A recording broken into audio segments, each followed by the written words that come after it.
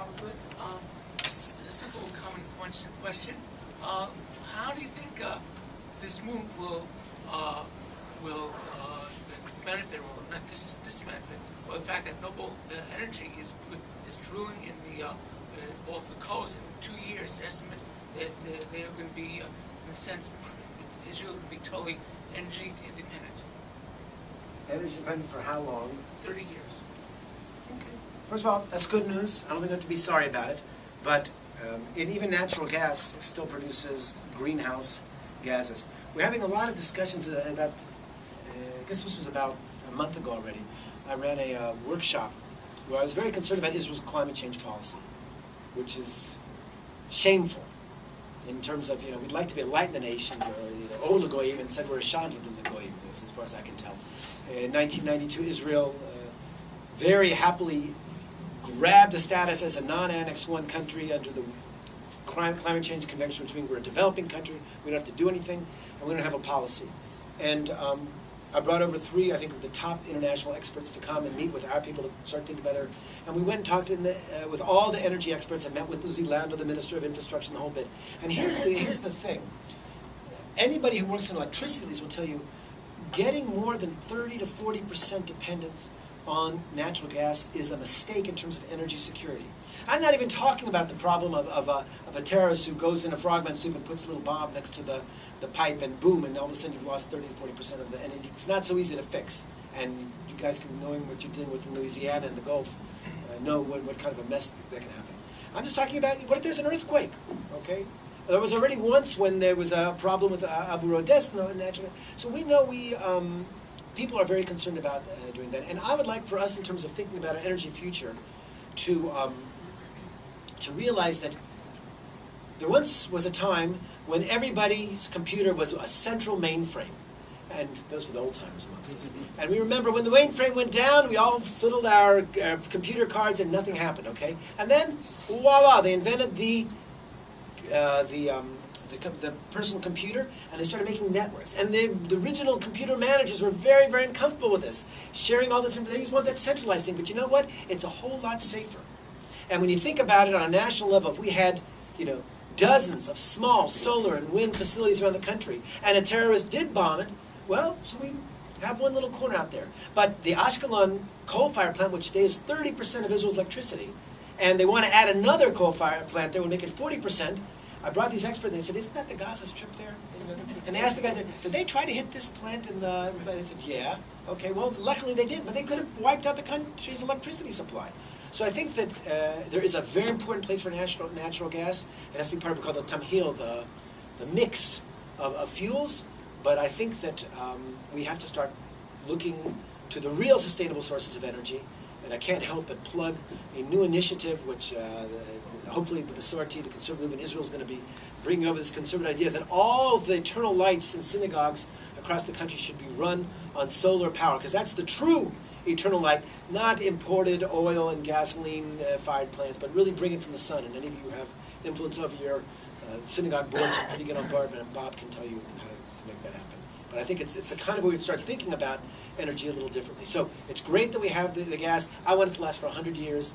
Let's leave something for the future generations. In fact, when I think about it, future generations are going to be pissed at our wasteful attitude towards energy just because oil is so important for making plastic, something like that. And we're just burning it up for foolish things, just run cars and things. Yes, please. Neil Klein. I remember hearing, this is about the time of the peace treaty with Egypt, about bringing the water of the Nile to Israel to fertilize the Negev. And more recently, about 8 or 10 years ago, I remember hearing about piping in fresh water from Turkey. At this point in time, does either one of them seem viable, and is it secure? I remember when the Turkish idea came up, and I asked a similar question at the Water Commissioner at the time, and he said something fairly profound. He said, when we finally realize Isaiah's vision, okay, and the wolf lies with the lamb, I want to be the wolf. And there's no way that we're going to trust a fundamental resource for survival like water in the hands even of the most friendly, enlightened Muslim country, with all due respect. And lo and behold, he got it right. And God forbid that they had a faucet, because no question that faucet would be closed. So I don't think, and quite frankly, at least the Egyptians, they're going to go to war with Sudan and Ethiopia, because the Nile is also, climate changes, and they don't have enough water there as well. So I think it's going to have to be. Oh, luckily we have the Mediterranean Sea, and that's enough water for everybody. We just got to get the energy right, because I mean the Ashkelon plant, which until the Hadera plant was made, was the largest desal reverse osmosis plant in the world. Now Hadera is a little bigger. It uses the energy of a city of 50, 60,000 people.